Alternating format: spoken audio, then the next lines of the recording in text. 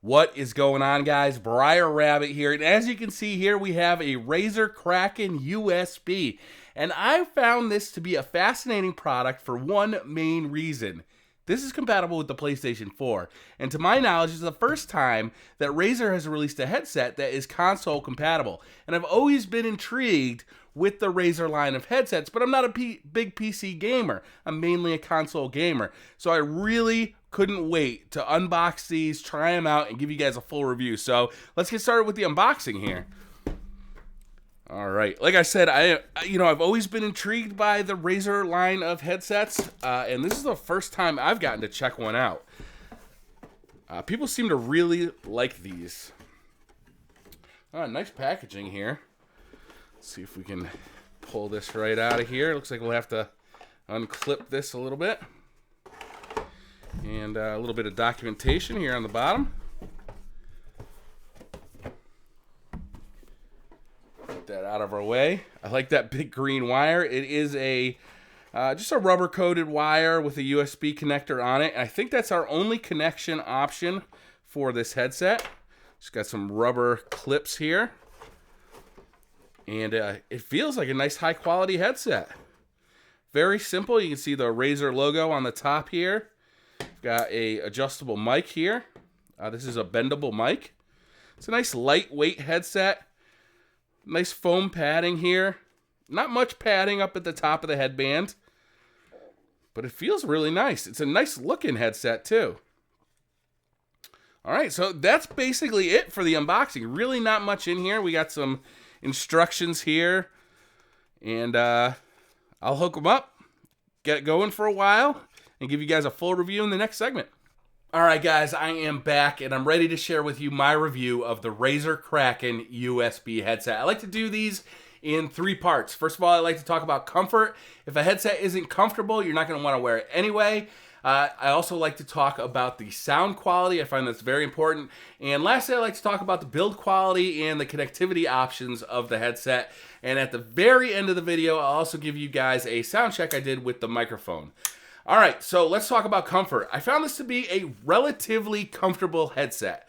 And I say that with a couple caveats. It is a $60 headset. You're going to find that the more you pay for a headset, the more comfortable they tend to get. For $60, I found this to be pretty comfortable. The ear cups are nice and big. They fit over my ears very easily, but there is no kind of flexing, so you can't have them like sit flat against your shoulders like you can with a lot of other headsets. There's very little adjustment in this ear cup. It does not have any lateral movement at all, just a little bit of vertical movement there. And there's a ton of clamping force. However, I was able to stretch out the headset a little bit, reducing that clamping force, making it a relatively comfortable headset overall.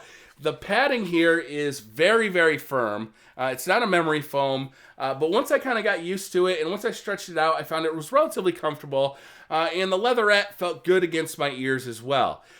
The headband I didn't like as much because there's very, very little padding up here on the headband.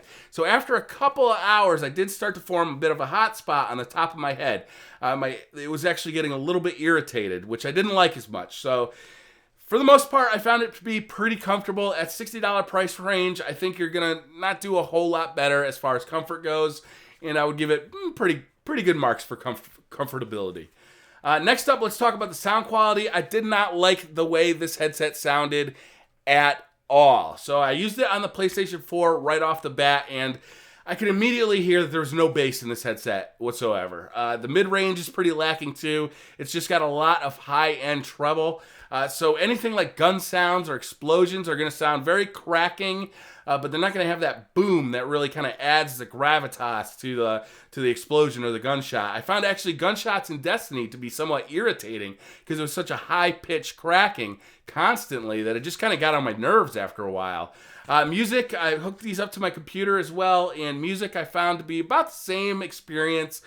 With a computer, obviously, you can adjust your sound levels a lot easier, but essentially there was no mid-range and there's very little bass in these headsets, so listening to anything with bass, you really got to crank them up to hear that bass, and then the treble is too high, so just overall, I did not like the sound of this headset whatsoever. The mic, on the other hand, sounded great. I was really impressed by the mic, especially considering the low price of this headset. I'll put a mic test at the end of the video so you can hear it for yourself. But, you're not going to want to record YouTube videos with the mic, but for voice chat, for Skype, for, gaming chat, anything like that, it was fine. It sounded great.